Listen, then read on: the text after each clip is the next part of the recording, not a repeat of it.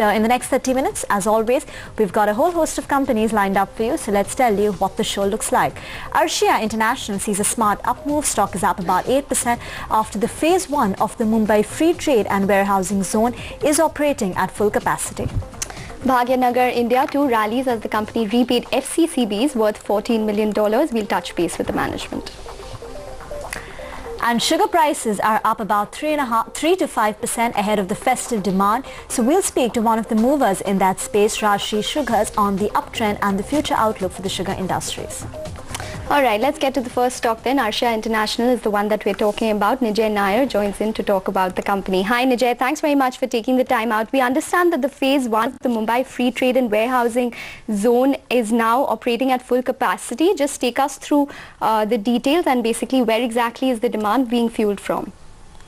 Yeah, hi Rima and Ekta, thank you for having us. Yes, the first phase of our free trade zone in the last quarter was just had 3 of our warehouses. And now we've added the 4th one, and the integrated play of Arshiya, which is all our services verticals, are all coming into play, and we're seeing a great response from the market, and that is going to reflect in our quarters to come in our numbers as well. So we've got some major announcements in terms of we've crossed the 150 customer mark. After servicing the likes of, Kodak, Honeywell, Cipla, Soilmec, etc. We've also now won a very big deal with L&T in servicing one of the prestigious power projects in India, where all the product is going to wait in the free trade zone, and then we will do the last mile distribution of this product pan-India. So the free trade zone is really catching up in terms of its true capacity, and we believe that over the next couple of years we will establish India as a transshipment hub, competing with the Singapores and Dubais of the world at this rate.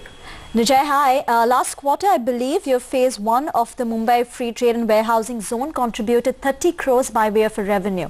How much will it contribute in the coming quarter, and how much can you scale up this particular Mumbai one? Just to understand from 30 crores, how does it move? Yeah, so in 30 crores, we do have as a developer some rental component to it, but for us, we are an integrated player, and we've been in the logistics sphere for about 11 years, and we've only contributed, marginally in terms of the services that is possible out of the product that is going to stay in the zone. And in this particular quarter, we have not only added 1 more warehouse, but we will look at almost doubling all the services that we are doing. So we will see a very significant increase in terms of Can you quantify what the significant might be? Would it be 100%, 150? No, I'm unfortunately not able to comment, and don't have the liberty from the board to talk about forward numbers. But I do, if you just look at our history, in the last quarter, the free trade zone contributed about 14% to our overall top line. And we do believe that this will increase significantly. And I've been on the channel before and indicated that this might almost double in the few quarters to come. Okay, Nijay, what's the plan in Delhi then? What are we expecting there? Yeah, so Delhi is very exciting because this free trade zone concept that is now worked and established, and we've actually run out of space to give to our customers in the first zone. Delhi will be launching the integrated facility for us, which will include a free trade zone, a domestic district park, all linked with the largest private rail terminal that is going to be developed by us. And all of this will start reflecting into our P&L in the coming quarter. And we do have a huge demand, and a lot of customers that use the free trade zone in one zone automatically want to use it to others. So that in perspective of what our entire infrastructure is going to be looking like in Khurja, we will revolutionize the way logistics works in the north with all 3 of our infrastructure coming together. Okay, just want to get your perspective. You said that there could be an impact on the P&L in the coming quarter. What sort of impact could we see? So if the performance of our free trade zone in Bombay over the last couple of quarters can be used as the same kind of benchmark that we will also see in Delhi.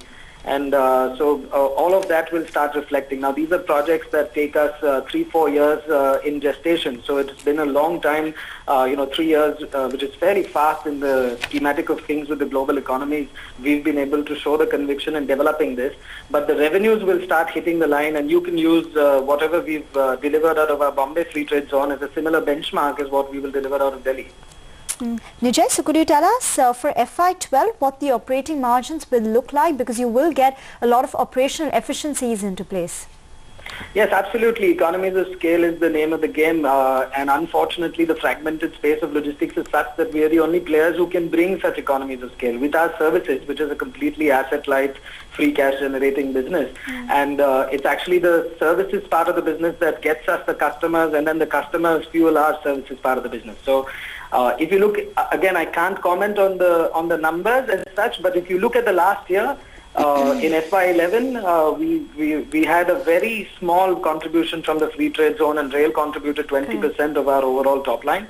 We will be looking to much better all of those, so we can look at better margins than what we ever delivered before. All right, Nijay, thank you very much for joining in and giving us that perspective. That's Arshiya International doing pretty well in trade, up around 7% odd. Just a quick word on the Reliance.